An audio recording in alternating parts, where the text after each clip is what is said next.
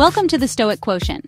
Today let's delve into tattoos, the psychology, the pain, the power, and a Stoic reflection on ink and identity.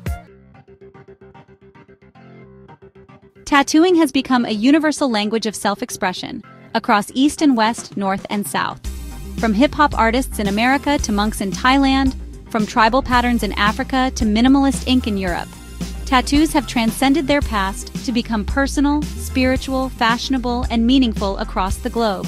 And when created with care, with intention, with soul, tattoos become more than ink. They become art, not mass-produced, not copied, but living, breathing art, where the body is the canvas and the story is the brushstroke. Each design, whether minimal or elaborate, is a unique fingerprint of self-expression. A creative act, a moment of saying, this is what beauty means to me. Some wear it bold, some wear it hidden, but all of it, when chosen from the heart, is a form of creation.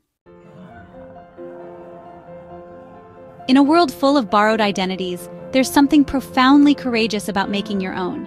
This is not a judgment, it's an invitation to see beyond the ink, to explore the deep psychological roots and global history of tattooing.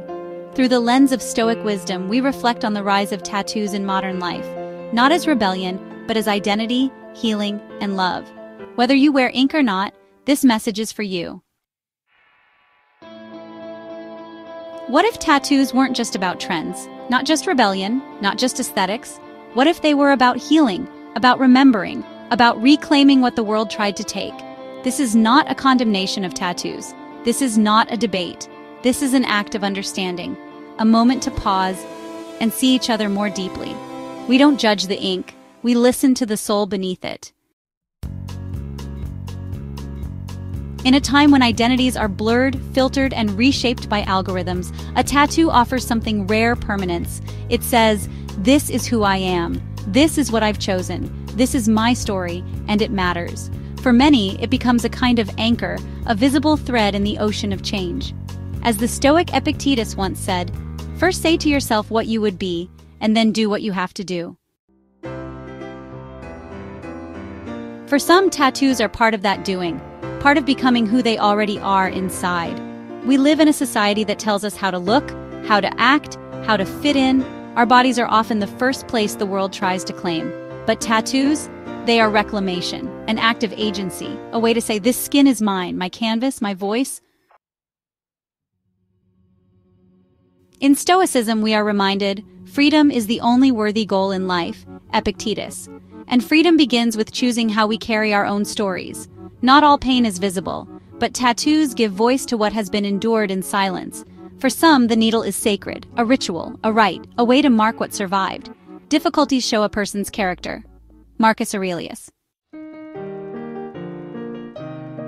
To choose pain for meaning, for memory, for transformation is not weakness, it's strength.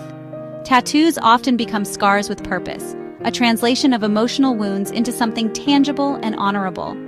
In a world where we're constantly overlooked, where value is measured in likes and visibility is curated, tattoos can become a language. They say, see me, ask me. This means something. It's not vanity, it's vulnerability. And what every soul craves more than perfection is to be seen and accepted in their wholeness. And while tattoos feel modern, they are not new. They've echoed across centuries and civilizations. Tattoos date back to at least 2000 BCE in Egypt, often seen on female mummies. They were likely symbolic of fertility, protection, or status.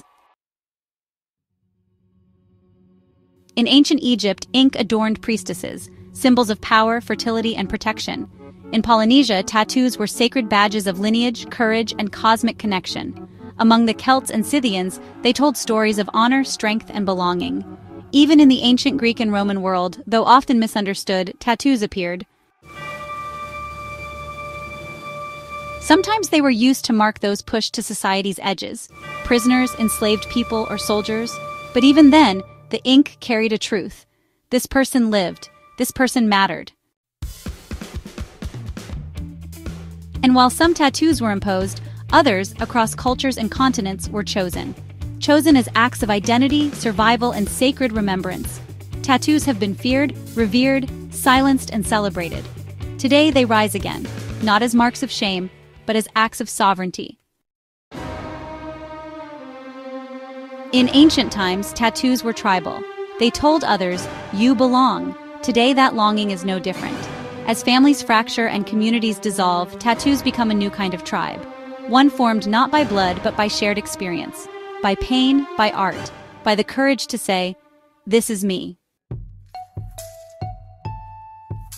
As the Stoics taught, what injures the hive injures the bee. Let us not injure each other with judgment, but strengthen each other with understanding. You don't have to wear tattoos to understand them. You only need to listen. Every inked line, every symbol, every name etched into skin carries a heartbeat, a memory, a moment someone refused to forget. So whether your skin is blank or bold, this message is for you. We are not here to criticize. We are here to see, to feel, to love. Because true Stoicism isn't cold detachment. It's radical inner clarity and compassion for all of humankind. If you carry ink, this is love for you. If you carry pain without ink, this is understanding for you. If you carry questions, this is space for you.